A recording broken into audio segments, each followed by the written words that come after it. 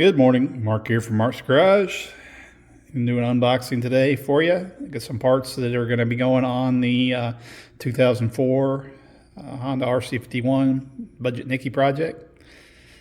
So last week I was able to install the Galespeed variable ratio center master cylinder on the brake side.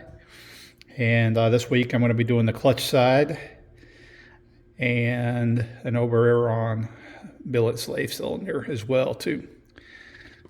If y'all have never seen these Galespeed master cylinders before, these are one of the best values in motorcycle parts right now, I think, man. These things are really nice.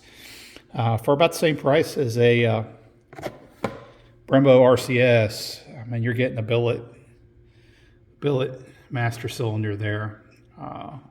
Nice machining. You're getting a foldable lever. The adjusting system on this is really great. These are great, just great pieces. Perform really well. High quality Japanese spec parts, man. I really am impressed with these. And this is the Oberon slave cylinder. Company out of England. Look at that great looking part too, man. Really love that. Excited to get these on the bike.